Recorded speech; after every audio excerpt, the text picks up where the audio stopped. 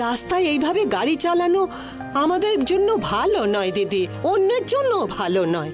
হ্যাঁ কমলা মা, তুমি একদম ঠিক বলেছ। আমি এখন বুঝতে পারছি, সেই দিনও গাড়ি চালানোর সময় অন্য একটা গাড়িকে প্রায় ধাক্কা মারছিলাম। ওরে বাবা! টেনশনে গাড়ি চালানোর সময় কোন গাড়ি পাশে আসছে, কোন গাড়ি সামনে আর পেছনে রয়েছে আমি তো কিছুই খেয়াল করতে পারছি না।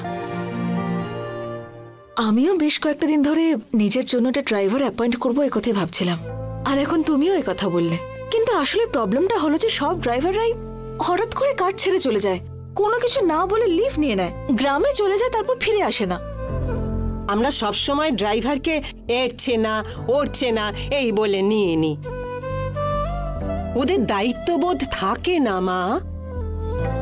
কোনো কাজ না থাকলে এখানে আসে, আবার কোনো ভালো কাজ পেলে এইখান থেকে ছেড়ে চলে যায়। সেই জন্য মা, কাজে নেওয়ার আগে দেখে বুঝে কথা বলে তারপরে নেওয়া উচিত।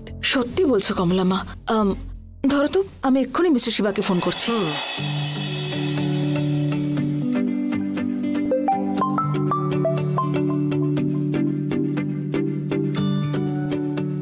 Hello mister Shiva. হ্যাঁ নমস্কার ম্যাডাম। নমস্কার মিস্টার শিবা, আমার নিজের জন্য একজন ড্রাইভারের প্রয়োজন আর্জেন্টলি। অ্যারেঞ্জ করে দেবো ম্যাডাম। আমিও আপনাকে 2-3 বার বলেছি ম্যাডাম যে আপনার সেলফ ড্রাইভিং সেফ নয়।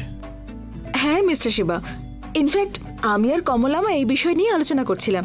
এদিক ওদিক কিছু হয়ে যাওয়ার চেয়ে আমি বরং নিজের জন্য একজন ড্রাইভার অ্যাপয়েন্ট করে নিই, সেটাই ভালো হবে। আর সেলফ ড্রাইভ করা আমার পক্ষেও খুব একটা সেফ নয়। বাট এমন ড্রাইভার অ্যাপয়েন্ট করতে হবে যে সহজে ছেড়ে যাবে না। ওকে একদম একজন এমপ্লয়ির মতো ট্রিট করতে হবে। ঠিক যেভাবে আমরা অফিসে ইন্টারভিউ নিয়ে তারপর অ্যাপয়েন্ট করি, ঠিক সেইভাবে ড্রাইভারকেও ইন্টারভিউ নিয়ে অ্যাপয়েন্ট করতে হবে। ওরও পিএফ, ইএসআই এইসব কাটা হবে, ওকে বলে দেবেন।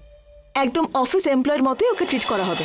ওকে ম্যাডাম, আমি আজকেই সোশ্যাল মিডিয়া নিউজ পেপারে অ্যাড দেব।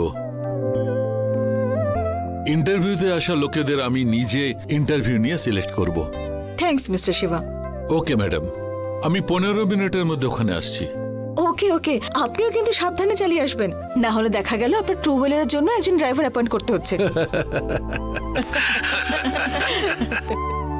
ঠিক আছে ম্যাডাম, আস্তেই ড্রাইভ করব। Okay mister Shiba. কমলা মা, এবার আসি। এসো দিদি।